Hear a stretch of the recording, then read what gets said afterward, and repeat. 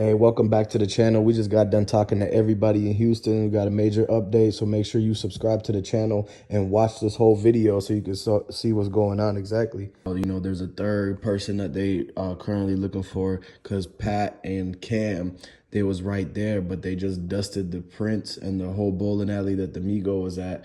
And they found on the door handles, the staircase, and the window, it's a third person they looking for because they seen their prints and everything. It's this dude who was hiding behind Pat, the guy that drove them all, the getaway driver. And so they basically were looking around town for that same truck. And so because they all got into a truck from the bowling alley. As soon as the Migos thing was done, they ran down the stairs, and that's when the dude grabbed the stair handle, and they seen that from one of the angles because they replayed all the footage, and they seen that he had opened the door right after Lil Cam did. And when Lil Cam, you see him with the yellow hoodie walking over to Takeoff. And then that's when they see the other guy. He, last second before the door closed, his hand popped up, boom, and grabbed onto not the handle part, but like the upper part, like where people been, like how right now nobody want to touch the door handle. So they like go either below or way above, thinking that nobody hit that spot so that they could have a clean place to put their hand and push the door. Well, that's what the dude tried to do. And so they seen that the hand was at the top of the door and that he didn't just have it. He curled his fingers and really put the prints on there. So that when they went back and they dusted that and they dusted the handle, that they knew that it was the same person. And so they basically looked at all the pictures, asked all 40 people, do you recognize this, recognize this? And then Lil Cam and Pat ended up telling them what truck it was, where they stay at, and everything like that, just due to the fact that they know him. And so they had to tell because they got to get they're trying to get their time reduced and everything like that. So that's the reason why a lot of people be telling, is because they can't do the seasons that they did the time. They can't do the time for what they did. You got to sit down for the seasons if you did it and everything. And so they try basically pointing the fingers over there at the guy who did the getaway. And so what they're doing is that they found the whip, because the whip they abandoned it. They abandoned the truck over somewhere in like a lesser popular area of town where like nobody be walking. It was more industrial. So they were riding down the road early in the morning and they seen that's the same truck from the Migos place, the bowling alley. So they pull up to it.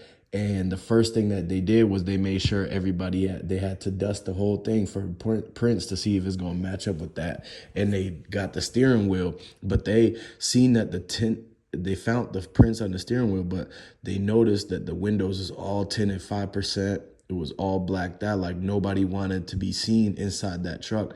And the seat was reclined all the way back. So it was somebody who was a taller person, taller than Lil Cam and them. And because if it was a short person, they would have had their seat all the way forward, like how the old ladies be riding when they're all the way forward, like touching the wheel basically. And so that wasn't the case. It was all the way back, and the seat was angled back to where his whole head and everything would be behind the pillar. So you would definitely not be able to see or do anything to somebody that was in there. So they were trying to be extremely, extremely low key. And then they took off all the plates and everything like that. So they left it like, boom, like unknown, whoever's it was. So they had to basically put two and two together, and they found out that it comes back tied to Lil Cam's friend, the dude who gave them the ride that day to show up at the party. And so that dude, he didn't just drop him off and leave and come back to pick him up. No, he actually was part of the whole thing going on, where he was part of the setup. Because you got to understand that if they have a getaway driver and everything like that, then that's definitely a setup. So the getaway driver guy was basically following around Cam and Pat through the whole bowling alley. He didn't use his phone. He didn't post nothing on no social media or anything, because they knew that that was going to be the guy that was going to be driving to get away. And they don't want people to figure out like what the getaway car is and everything like that. So when he pulled up with the truck, Cam and Pat got out and they went up them stairs to go show the entry into the bowling party, right? And then they seen that the Migos was there. So they kind of waited around and kind of stayed low key in the shadows and in the woodworks. And then they popped out and crept out later once that argument started. because that's when they knew that that was their sign. So they tried to start the argument on the inside while the whole dice game was going on. But then they changed it to where the people were going back and forth like outside later, because they tried to go back and forth on the inside and then try to see if it could turn into something more, but it didn't. And then they waited again and tried to do the same thing on the outside, but this time it worked because Quavo started talking back, and then the whole bickering, back and forth, the whole thing started going up again. And then that's when you see first, it was Cam that walked out, and then Pat walked out, and then right after Cam and Pat walked out, that's when you see the third guy, but he already had his hood up and everything like that, so you weren't able to tell who he is, and he had his hands in his pockets. But then you see once everything goes off that dude take off running first, because he got to get into the whip and everything. Because if Cam and Pat get to the whip before that guy gets to the whip, then they're going to be standing waiting there pulling on the handles, and it's going to turn into that game where you ever like try to get into somebody's car and then they trying to hit the unlock button, but you pull the handle when they hit the button, and it makes the door unlock and lock, and then you still locked out. So you looking at them through the window like you guys trying to time it right and figure out when to press the button and when to pull on the handle. Well, that's why he had to get down the stairs so quick so he could get into the truck before Cam and Pat try to pull on the door handles and get in, because he didn't want to waste no time and having them there and then they have to wait on him. See, the way it works is that they plan for it to where he's already supposed to be in the truck backing up to the stairs so that they can get in even quicker and even faster. And so that's what they tried to do. He ran down first, and then it took Cam and Pat like a second because they was busy occupied with the Migos and that whole thing, because people were watching and the crowd was like yet to react. But the driver, he already knew what was coming, so he started running down the stairs first. And that's when they seen him in the pictures putting his hands on the railing and on the window, pushing off of the building, trying to go towards the stairs. And that's when the prints was made.